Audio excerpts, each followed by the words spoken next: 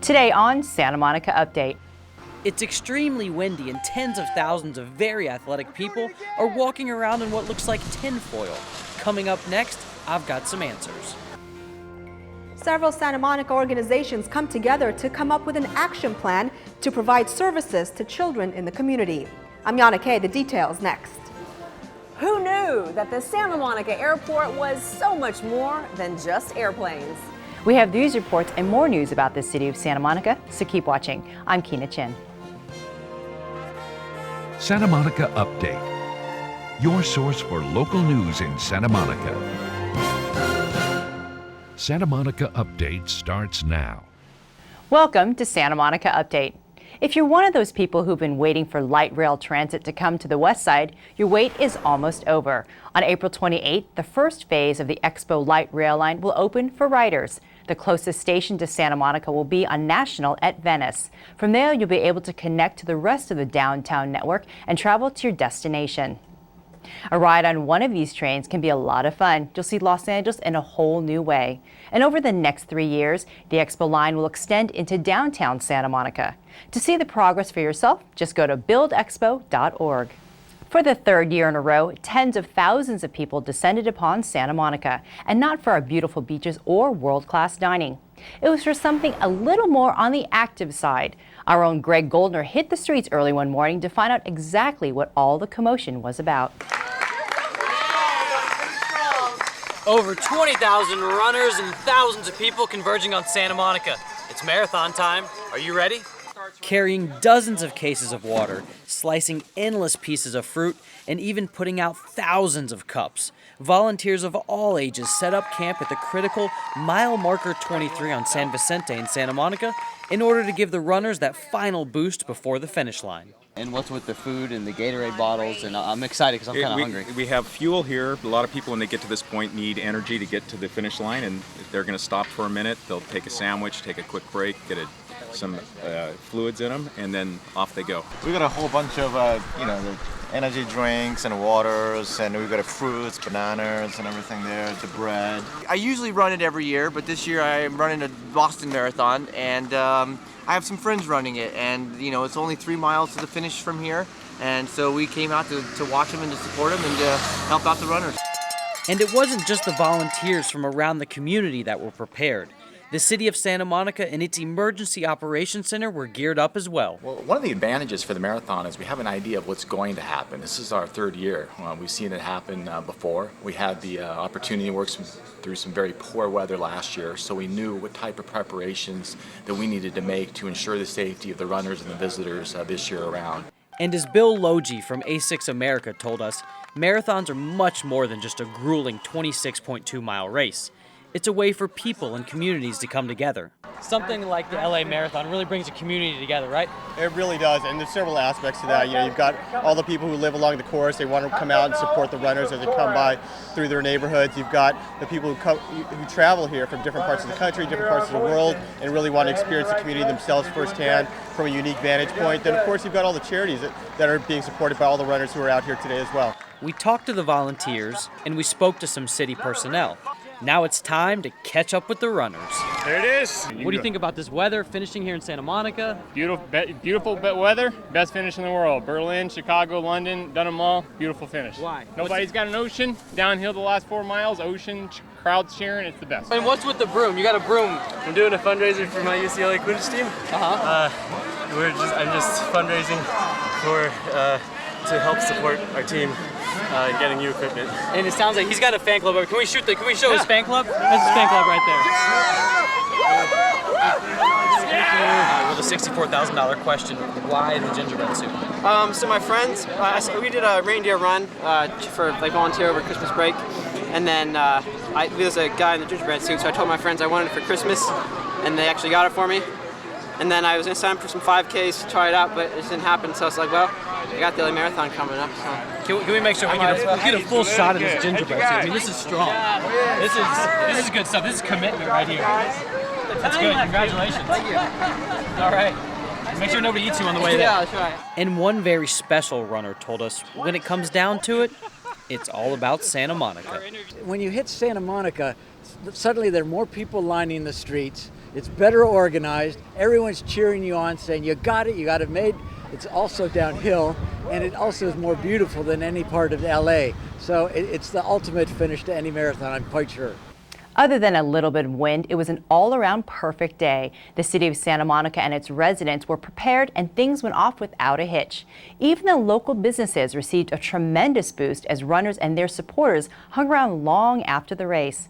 And here's a fun fact. It takes the average person about 8 to 9 minutes to run a mile. The top finishers of the LA Marathon averaged just over 5 minutes per mile for all 26.2 miles.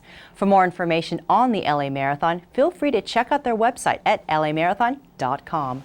The City Council has approved a development agreement for the Santa Monica Professional Building, a city landmark at 710 Wilshire Boulevard. The new development will become a 285-room hotel with 290 parking spaces. The project will be an adaptive reuse of the landmark and will also include an adjacent 6-story building on 7th Street. The Santa Monica Professional Building was built in 1928. It was designated a city landmark in 2005. Some of Santa Monica's leading child service providers and organizations came together recently for a conference on their goal, building a system that would help to guide children in the Santa Monica community from cradle to career. Yana Kay has more. This group of people is here at a RAND conference for one reason: to make sure the kids in Santa Monica have an opportunity to reach their full potential. And they want to do that through a new initiative called Cradle to Career. A lot of people are working in their silos. You know, people are working on early childhood but not thinking about after-school programs. People are working in after-school programs but not thinking about transition to college. People are working about elementary education but not thinking about high school. So a part of today is to understand that we are all part of this web of interaction, this web of intervention, to build relationships and consensus that we need to work in collaboration, and then take that consensus and move it to action. Santa Monica has about 11,000 kids who are under 18. And according to Mooney, there are significant gaps in the achievement and success rate of young folks, and this new initiative hopes to bridge those gaps. We need to be very focused and purposeful and strategic in how we align our resources, and a Cradle to Career initiative of this kind does bring a focus, and it helps to outline the core areas of need and growth areas. The Cradle to Career initiative is being led by the city, the school district, and the college, and the goal is to bring together the many service providers in the city to build a system that supports the city's young people. The city invests many dollars in our public schools and also in after-school programs. Various nonprofits provide quality services, and we think that it's time for all of us to work together, to have collective impact, to really do something that's different, that can serve as a model for the rest of the nation. The Cradle to Career initiative focuses on all children in the Santa Monica community. Officials are now working on gathering data to understand where the specific needs are. This effort is about bringing together huge resources we have, but also making sure there's a clear focus on getting it right from the beginning and not letting children slip through the cracks.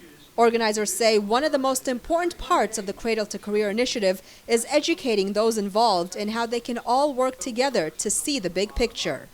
These organizations here today believe that raising children is not only the responsibility of the family, but the community as well. And this Cradle to Career initiative will help guide kids from early childhood to early adulthood. For Santa Monica City TV, I'm Yana Kay. For more information on the Cradle to Career initiative, go to smgov.net/HSD. The Santa Monica Airport and Cultural Affairs Divisions recently held the 6th annual Santa Monica Airport Art Walk. Reporter Tamara Henry, wearing green in the spirit of St. Patrick's Day, found that the rain didn't stop art lovers from coming out to enjoy the festivities. Explore open studios and watch artful demonstrations in one of LA County's oldest operating airfields.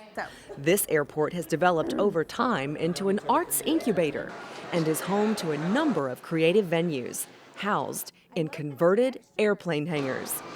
One element of this year's art walk was an exhibit called Breaking Into: Provocative Visions of Motherhood. It's really one of a kind. It's a breakthrough, because in the 70s, women artists were told, don't tell them you are a mother. And this is really breaking the norm in the art world. Which is really about pulling apart, you know, when you're an artist, you're really pulled by your children, you're pulled by your art, And so that's the idea, although we find that a lot of women are merging things so beautifully that it's not so much a breaking into. We were fortunate enough to see that there was a motherhood exhibit we didn't even know. So that, of course, touches close to home since we just had a baby 6 months ago. Your paintings are nice, but you know, this stuff right here is just, oh my gosh. Well, the reason that I chose glass, I think that is a great representation of women, that the translucency, the hardness, and then also the flexibility, you know, the actually, the sensitivity of it. Yeah. So it really spoke to me, and I And also each one and is it's very so complicated. unique and different and Exactly. magnificent, And complicated. just like everyone, and complicated, just And like I a try woman. More than 60 local artists and performers have their private studios and works on view, and upwards of 3,000 people attend each year. How do you like, what was your expression of the place today? What is mine? Yes. It's eclectic, it's colorful, it's got from the minute details to the big splashes. It's got everything. I mean, who knew that the Santa Monica Airport was so much more than airplanes, right? Nice, yeah, absolutely. And then we also have a kids workshop that's going on behind me currently. From paintings to sculptures to films and theater arts, this year's Art Walk had it all. Yeah! Reporting for Santa Monica Update, I'm Tamara Henry. For more information, call Cultural Affairs at 310-458-8350, or you can visit the Airport Art Walk's Facebook page at Santa Monica Airport Art Walk. One of Santa Monica's most visible pieces of public art, a sculpture called Chain Reaction, has been badly damaged by the salt-laden marine air in our city. Last year, children were seen playing on the sculpture, which is made of copper over a fiberglass central column, and as a matter of public safety, an inquiry began into the stability of the piece. Now the report from a structural engineer and an art conservationist brings news that repairs to stabilize the sculpture could cost from $250,000 up to more than $400,000. Consequently, city staff recommended removal of the statue and its return to the artist's family. The council, though, delayed that action for 6 months to allow for a fundraising effort to try to save the artwork. Do you want to cultivate compassion in your life? Then perhaps the Fairview Library is a good place to look. Diana Watson, Director of Mindfulness Education at UCLA's Mindful Awareness Research Center, will share ideas on how to bring compassion into our lives and share it with others. The lecture begins at 7 p.m. on April 12th and will last about 90 minutes. There will be other events on the theme of compassion at the Fairview Library, so be sure to check the schedule. For more information about this and other library programs, visit smpl.org or call the library at 310-458-8681. There will be 3 concerts in April at the Santa Monica College Performing Arts Center. On Sunday, April 1st at 4 p.m., the SMC Jazz Band will perform jazz band arrangements and contemporary works from aspiring composers and arrangers.